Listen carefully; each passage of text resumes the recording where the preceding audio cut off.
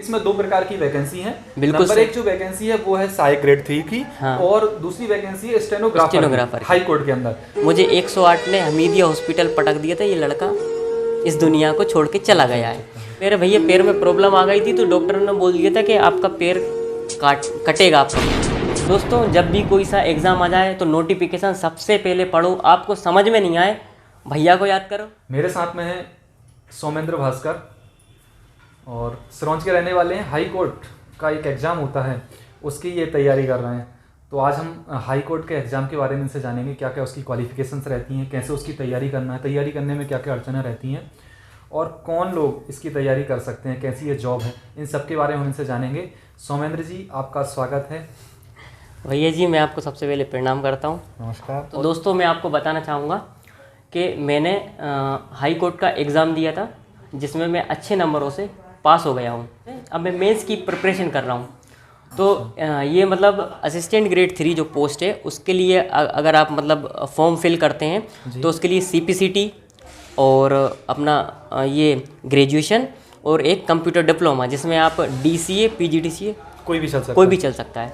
Graduation हुआ, CPCT और computer diploma और एक ITI से डिप्लोमा होता है स्टेनो शॉर्ट हैंड का। हाँ, शॉर्ट हैंड का।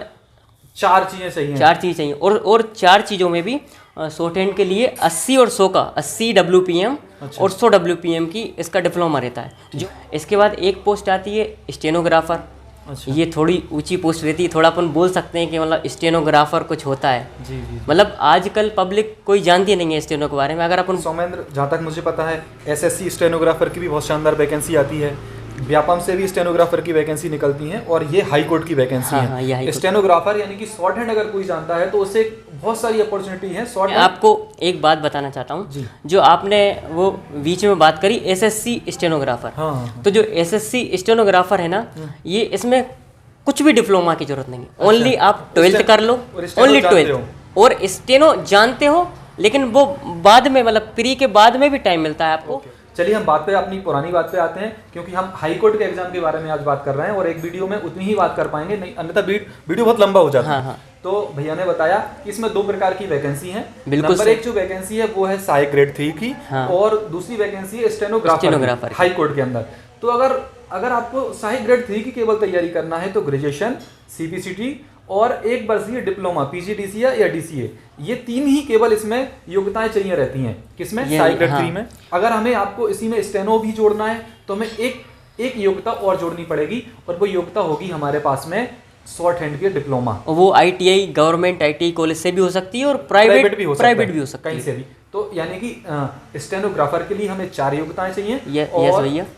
और सहायक ग्रेड 3 के लिए 3 योग्यताएं चाहिए। और भैया बात और बताना चाहता हूँ, जो स्टेनोग्राफर की पोस्ट है उसमें 2 ग्रेड पे नौकरी लगती है। अच्छा। एक 2400 और एक 2800। अच्छा। और इसमें जो मेंस में जब मतलब आप डिक्टेशन जो आएगी उसमें अगर आप कम गलती करते हैं तो आप मतलब कम गलती करेंगे तो 2800 ग्रेड पे आपकी जॉब लग जाएगी। अगर आप जितनी गलती ज़्यादा करेंगे या तो आप बाहर हो जाएंगे या फिर छोटी पोस्ट 2400 ग्रेड पे। ओके। तो हाई कोर्ट का एग्जाम मेनली हाई कोर्ट के ही एक संस्था है, उसी के द्वारा लिया जाता है। ये यस, MPHC जैसे बोलते हैं। MP हाई कोर्ट के द्वारा ही वो लिया जाता है। यस भैया। डिस्ट्रिक्ट कोर्टों में इनकी वैकेंसी आती है। डिस्ट्रिक्ट कोर्टों में अब आदमी को क्या लगता है कि इंसान को क्या लगता है, स्टूडेंट को क्या लगता है कि हाई कोर्ट में ही जॉब मिलेगी। ऐसा कुछ नहीं है। ग्वालियर या इंदौर जबलपुर जाना पड़ेगा? ऐसा नहीं है। क्लियर ये बताइए कि कितने चरण में ये एग्जाम होता है? जैसे आप बोल रहे हैं कि मैं मेंस का एग्जाम देने वाला हूँ, तो कितने चरण में एग्जाम होता है इसका? भैया ये ओनली 2 चरण में होता है, पहला प्री और दूसरा मेंस। इसके बाद में कोई इंटरव्यू? कुछ नहीं, इंटरव्यू भी कुछ नहीं। मेंस से पहले डॉक्यूमेंट वेरिफिकेशन मेंस से पहले ही हो जाता है। जो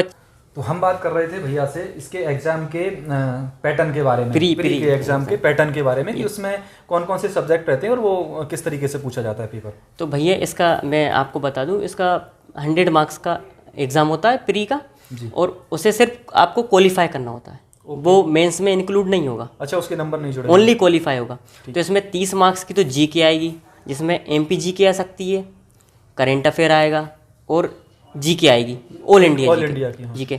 फिर इसमें 10 नंबर की हिंदी आएगी, 40 मार्क्स हो गए। इसमें से 20 नंबर की आएगी अपनी मैथ और रीजनिंग, ठीक है। और 20 मार्क्स का आएगा कंप्यूटर और 20 मार्क्स की आएगी इंग्लिश।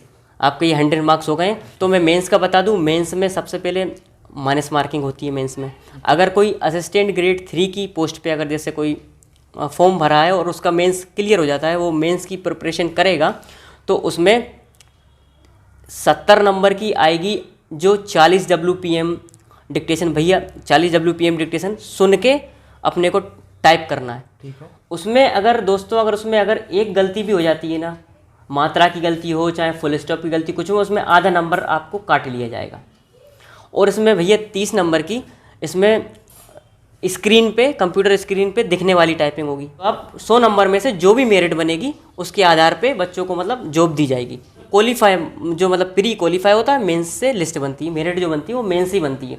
इसके बाद में जब स्टेनोग्राफर पे आ जाएं अपन, तो स्टेनोग्राफर पे भले ही चाहे किसी के पास 80 का डिप्लोमा या 100 का डिप्लोमा भैया, लेकिन जो डिक्टेशन आएगी वो 80 WPM की ही आएगी। अच्छा। उसमें भी ऐसा ही फंडा है कि 100 मार्क्स की आपको 100 मार्क्स का मेंस आएगा, डिक्टेशन आएगी, उसमें आपकी जितनी भी गलती होंगी उसमें हाफ मार्क्स काटा जाएगा, वो जाती है। तो आप तो दोनों देने वाले हैं ना? मैं दोनों देने वाला हूँ, मेरा ये मतलब लक्ष्य है। मतलब मैं, क्या बात है, बताइए। मतलब आप स्टेनो का भी मेंस देंगे और साथ में साइक ग्रेड 3 का भी मेंस देंगे? दोनों दूंगा। और स्टेनो का मेंस अलग होगा और साइक ग्रेड 3 का मेंस इनके लिए अलग देना एक ही डेट पे एग्जाम दोनों नहीं होंगे। हाँ, अलग अलग डेट पे होंगे। बहुत सारे लोग दोनों की प्रिपरेशन करते हैं, जैसे बहुत बिरले रहते हैं लेकिन कि ये चारों योग्यताएं सभी के पास में हों और वो एग्जाम भी क्लियर कर पाए। तो सौमेंद्र भाई को एक बार और बहुत बहुत बधाई कि इन्होंने धन्यवाद यानी कि साइक ग्रेड 3 और स्टेनो दोनों का पेपर जो है ना क्लियर किया हुआ है वहाँ पे। अच्छा, मैं इन सबसे बिलक आपसे आपके जीवन के बारे में बिल्कुल शॉर्ट में जानना चाहता हूँ। और बहुत अप्स एंड डाउन आपने देखे, और पुलिस का इनका फिजिकल होने वाला था, उस टाइम पे अचानक लास्ट टाइम पे इनका एक्सीडेंट हो गया और इन्होंने इनके पैर में चोट लगी। तो शॉर्ट में बिल्कुल मैं बहुत ही संक्षिप्त में इनसे इनके जीवन की अप्स एंड डाउन के बारे में जानना चाहूँगा।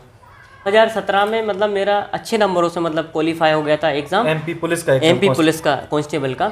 लेकिन मैं मतलब घर पे जा रहा था, मैंने सोचा कि मैं भोपाल में रह के तैयारी अच्छे से कर पाऊंगा, अच्छे स्टेडियम से वहाँ पे कर पाऊंगा। बुआ के घर पे जा रहा था ग्राउंड से लौटते हुए, तो बस पीछे से मेरे बस ने मतलब टक्कर मारी और मैं मतलब बेहोश हो गया और मुझे 10 फीट तक बस वाले ने घसीटा और मतलब मैं बस के नीचे फंस चुका था। आप मेरे पैर में भी चोट आई थी, मेरा पैर 5 जगह से फ्रैक्चर हो गया था।